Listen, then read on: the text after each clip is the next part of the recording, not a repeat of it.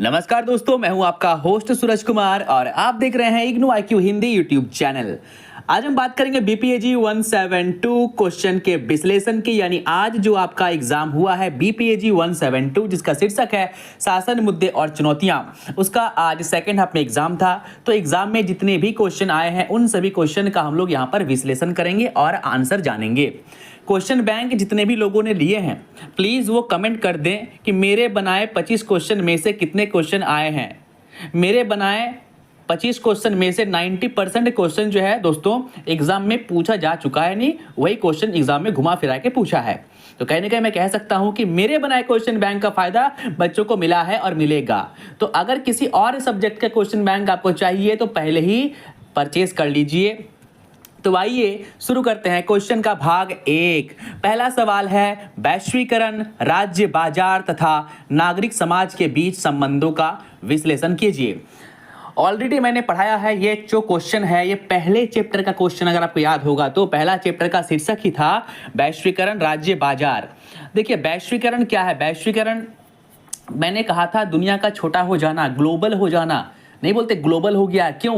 क्योंकि सारा चीज़ जो है ना, सुख सुविधाएं जो है हमारे हाथों में आ चुकी है। घर बैठे हम लाइव प्रसारण देख पा रहे हैं, इंटरनेट का यूज़ कर पा रहे हैं, हमारे पास तेज रफ्तार से चलने वाले जो है वो हाइड्रोजन से चलने वाली कारें हैं, हमारे पास मेट्रो है, हमारे पास बुलेट ट्रेन है, हमारे पास सुपरसोनिक जहाज वगैरह हैं, सुपरसोनिक मिसाइलें हैं, हमारे एस्ट्रोनॉट जो है अंतरिक्ष में जा रहे हैं। तो ये सब क्या है? वैश्वीकरण ही तो है। तकनीक के क्षेत्र में वैश्वीकरण, सांस्कृतिक के क्षेत्र में वैश्वीकरण, संस्कृति का फैलना, विदेशों का सामान यहाँ बेचा जा रहा, यहाँ का सामान विदेशों में बेचा जा रहा, भारत के पोशाक, भारत की साड़ियाँ विदेशों में खूब बिक्री जो है वो उसकी बिक्री हो रही है।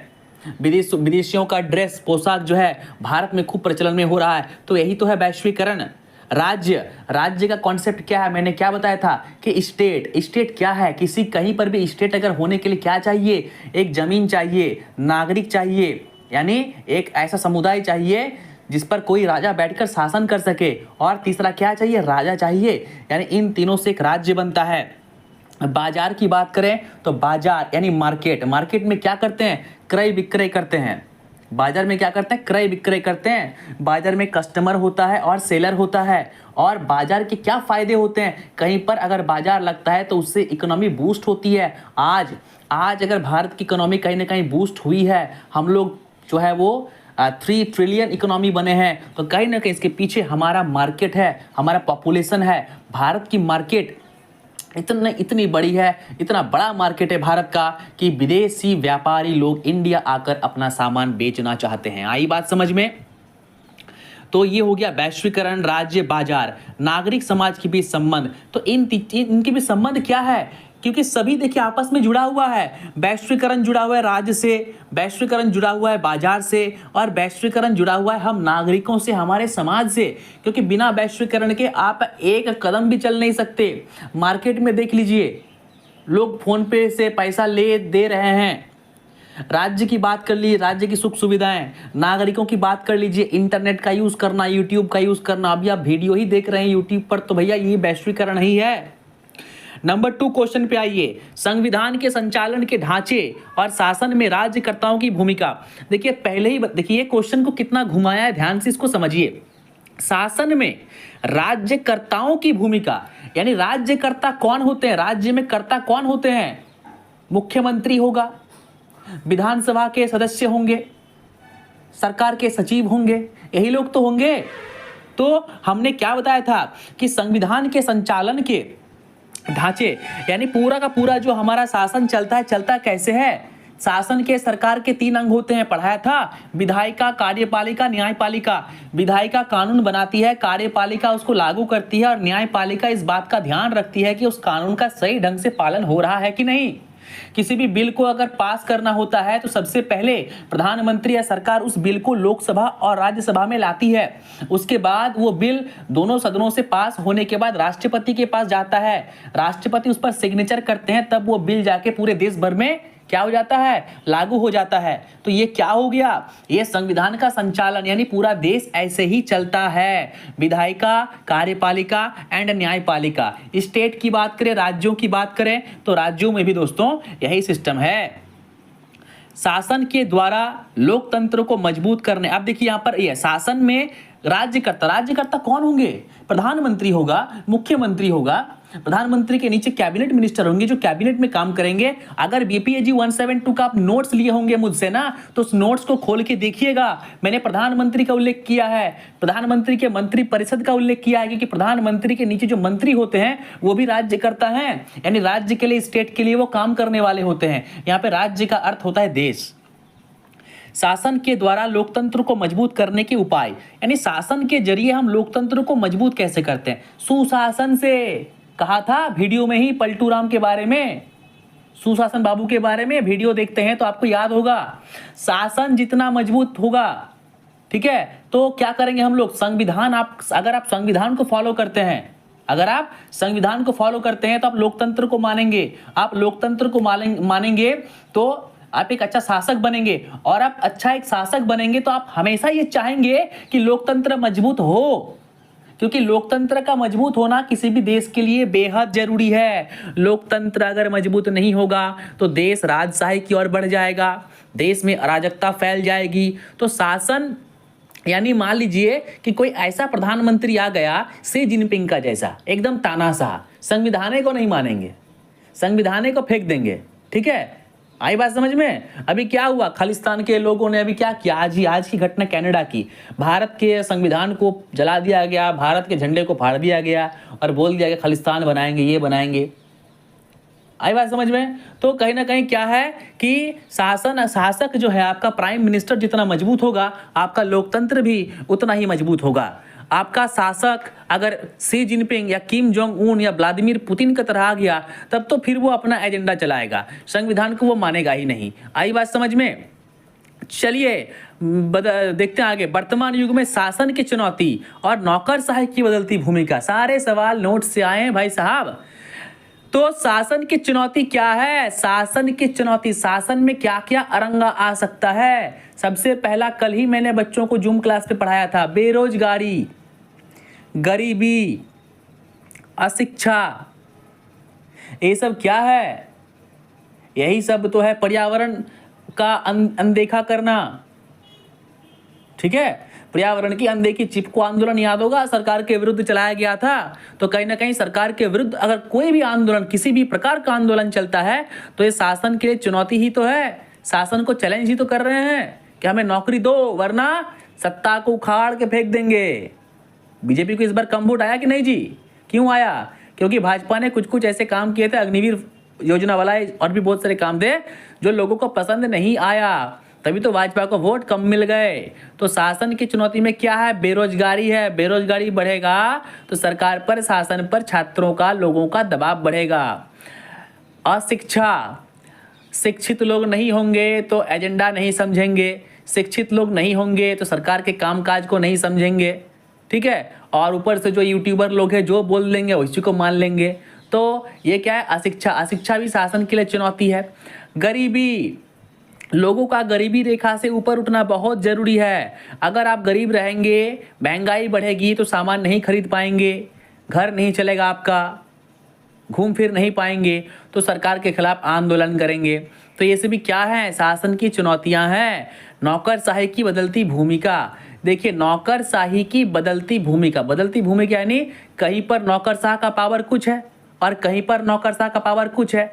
नौकरशाह नरेंद्र मोदी का सलाहकार भी है, नौकरशाह नरेंद्र मोदी का सचिव भी है और नौकरशाह आपके जिले का एक एसपी भी है। लेकिन दोनों का पद क्या बराबर है? नहीं, एक प्रधानमंत्री का सलाहकार है और दूसरा आपके जिले का, यानी किसका ओहदा अधिक है? प्रधानमंत्री के सलाहकार का, उनके सचिव का ओहदा अधिक है। तो उनकी भूमिका अलग है, उनका काम अलग है। और अगर नीचे आए आपके जिले के एसपी का, डीसी का, तो उनका ओहदा उनसे कम है और उनका काम भी उनसे क्या है, थोड़ा सा इजी काम है। तो ये होता है क्या, बदलती भूमिका। ठीक है, आगे बढ़ा जाए तो आगे बढ़ते हैं। चलिए भाग 2 में आते हैं। भारत में सूचना और संचार प्रौद्योगिकी की को उजागर कीजिए।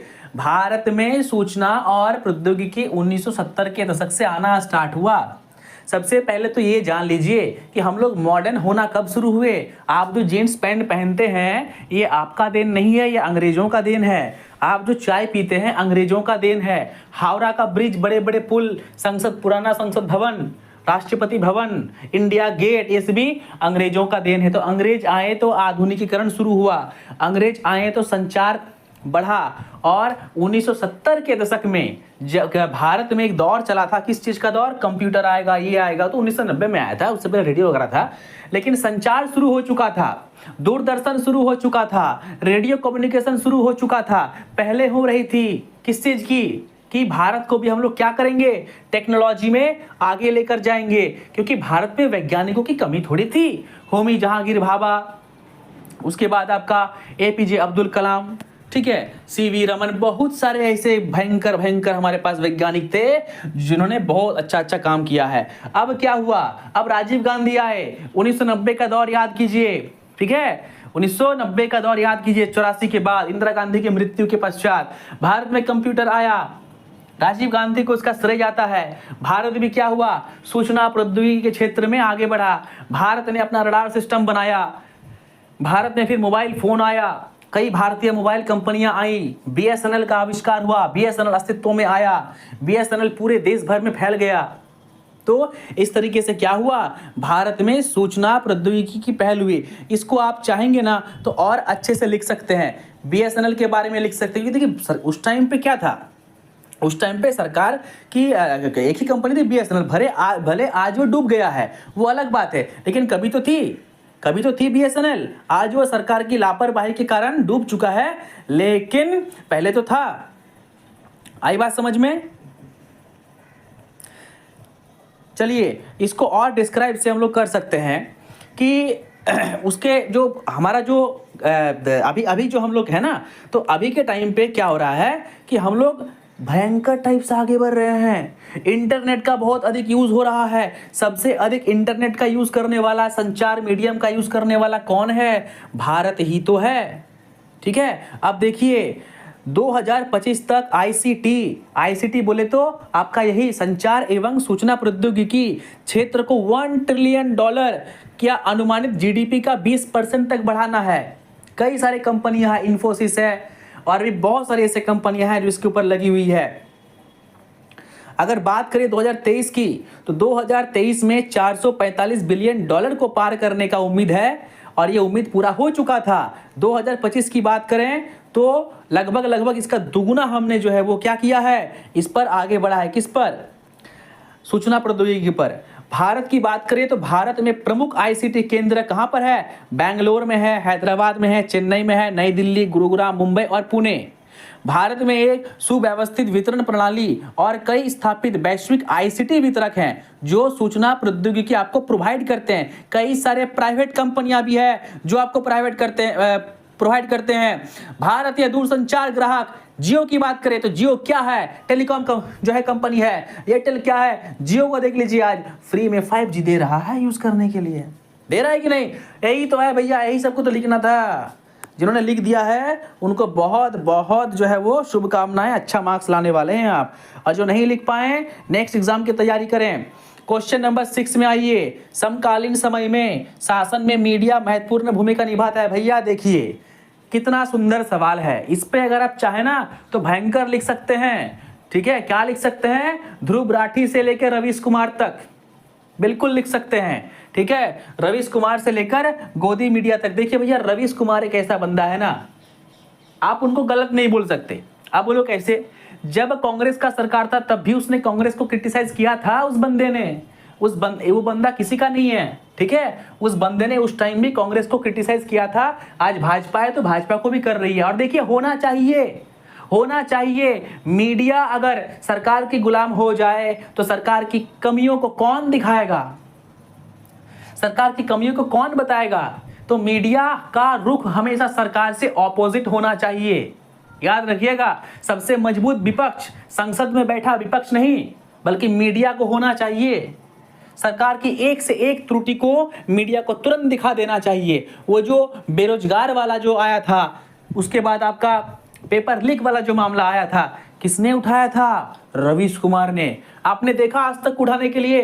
नहीं। आपने देखा इंडिया टीवी को उठाते हुए? नहीं। आपने देखा जी न्यूज को? नहीं। आपने देखा एबीपी न्यूज को? नहीं। किसी ने नहीं उठाया। आपने देखा आर भारत को? नहीं। किसने उठाया था? रवीश कुमार ने, एनडीटीवी ने। आई बात समझ में? तो छात्रों की बात को जो उठाएगा छात्र, तो उसी की बात पर चलेंगे। और उन्होंने कोई गलत बात तो बिल्कुल नहीं बोली थी। देखिए, जहां पर सही हो ना वहां पे समर्थन कीजिए, और जहां सरकार गलत हो वहां उसका विरोध कीजिए। ठीक है? ना तो अंधभक्त बनना है, ना ही चमचागिरी करना है किसी का। आई बात समझ में? तो जहां पर सरकार अच्छा करे सरकार का तारीफ कीजिए, जहां सरकार गलत करे सरकार का क्रिटिसाइज कीजिए। तो मीडिया की क्या भूमिका है? मीडिया को हमेशा दबाव बनाकर रखना है भैया। ठीक है? मीडिया को हमेशा दबाव बनाकर रखना है। मीडिया का काम यह है कि सरकारी चीजों पर, सरकार अगर कुछ गलत कर रही है तो सरकार को तुरंत आईना दिखाए, सरकार के खूबियों को भी और उनकी कमियों को भी जनता तक पहुंचाए, जन जन तक पहुंचाए। इससे क्या होगा? इससे सरकार के बारे में लोगों को मालूम चले, क्योंकि मीडिया एक क्या है? माध्यम है, और उसके माध्यम से हमें सरकार के कामकाजों का पता चलता है।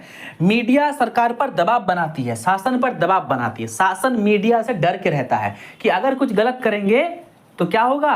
पब्लिक को मालूम चल जाएगा, मीडिया को पता चल जाएगा। ठीक है, चलिए आगे बढ़ते हैं। सतत मानव विकास। देखिए, सतत मानव विकास क्या होता है? सबसे पहले सतत विकास को जानिए। सतत विकास का अर्थ होता है सस्टेनेबल डेवलपमेंट, यानी वैसा विकास, वैसा विकास जो सालों तक होता रहे। विकास तो होता रहे, लेकिन एक बात का ध्यान रखें कि विकास की आड़ में हमारे जमीन के अंदर हमारे पास जो सोना है, खजाना है, मिनरल्स हैं, खनिज है, उसे खत्म मत कर दीजिएगा। क्योंकि अगर विकास करने के होड़ में आपने उस संसाधन को खत्म कर दिया, आपने उसको खत्म कर दिया, तो क्या होगा? आने वाले भावी पीढ़ियों के लिए कुछ खजाना नहीं बचेगा, ना तेल बचेगा, ना पेट्रोल बचेगा, ना कोयला बचेगा, ना सोना बचेगा। ठीक है?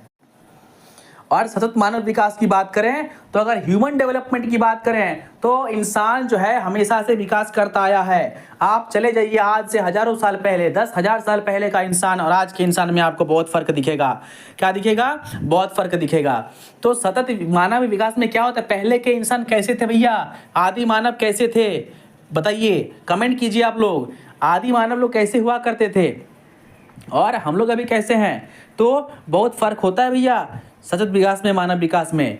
मानव जो होता है वह प्राकृतिक और आर्थिक संसाधनों का तर्कसंगत प्रबंधन करता है। यानी इंसान ये मानता है कि आप जो पैसे कमाते हैं तो बैंक में रखते हैं कि नहीं? क्यों रखते हैं बैंक में? आप क्यों रखते हैं? इसलिए रखते हैं कि आने वाले टाइम पे मेरा काम होगा, भविष्य में मेरा काम देगा, तभी ना रखते हैं। तो हमें जब हम अपने पैसा का उतना सेविंग करते हैं तो हमें अपने संसाधनों का, जल का, वन का, मिट्टी का, पर्यावरण का उतना ही ख्याल रखना है। जमीन के अंदर कोयला पड़ा हुआ है उसका भी उतना ही हमें ख्याल रखना है। तो ये हो गया सतत मानव विकास। उम्मीद करते हैं आ गया समझ में आपको। इसमें 17 लक्ष्य का जिक्र हुआ है। क्या है? 17 लक्ष्य। और इन 17 लक्ष्यों को यूएन ने कब? 1992 रियो डी जेनेरो सम्मेलन में इन 17 लक्ष्यों को क्या किया गया था? रखा गया था। कब से कब तक? 2016 से 2030 तक। लास्ट क्वेश्चन, विकेंद्रीकरण बहुत भयंकर चीज है। विकेंद्रीकरण क्या है? देखिए, विकेंद्रीकरण का अर्थ होता है, एक होता है केंद्रीकरण, एक विकेंद्रीकरण। केंद्रीकरण का अर्थ होता है सरकार। ठीक है? सरकार बोले तो सेंट्रल गवर्नमेंट, सारा पावर सेंटर को रहेगा। सारा पावर किसको रहेगा?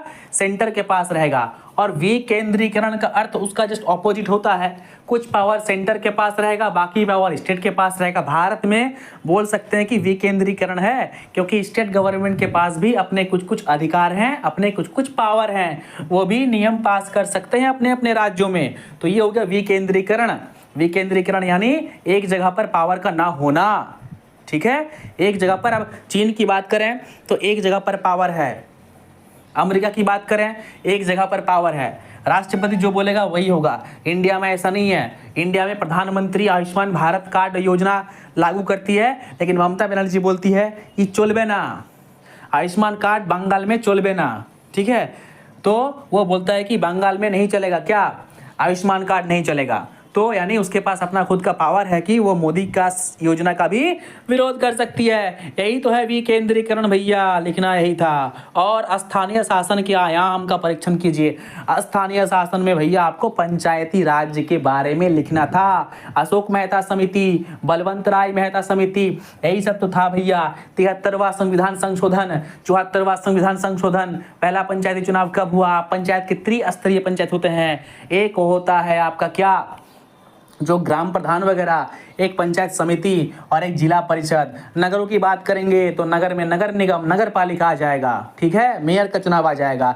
इतना तो भैया आप लोगों को लिखना था। अब पता नहीं आप लोगों ने लिखा है कि नहीं, अब आप लोगों ने कितना लिखा है कितना नहीं, कमेंट बॉक्स में जरूर दीजिए। और जितने भी लोगों ने मेरा नोट्स लिया था या जूम क्लास किए थे या फिर मुझसे क्वेश्चन बैंक लिए थे आजकल में, सभी कमेंट कर दीजिए कि आपका एग्जाम कैसा गया। अभी आपसे बात करते करते व्हाट्सएप पर एक लड़की का मैसेज आ गया, सर मेरा एग्ज़ाम अच्छा हो गया, धन्यवाद। ठीक है, तो सुनकर अच्छा लगता है, देखकर भी अच्छा लगता है कि मेरे कारण किसी का एग्ज़ाम अच्छा गया। तो उम्मीद करेंगे ये जो क्वेश्चन का विश्लेषण है आपको समझ में आया होगा। कुछ देर में मैं लाइव आने वाला हूं और लाइव में फिर हम इसी पर डिस्कस करने वाले हैं। आपका सवाल लेंगे, कल आपका क्या एग्ज़ाम है क्या नहीं है, कैसी आपकी तैयारी है, उसका विश्लेषण करेंगे। तो मिलते हैं कुछ देर बाद, तब तक के लिए नमस्कार, जय हिंद, जय भारत।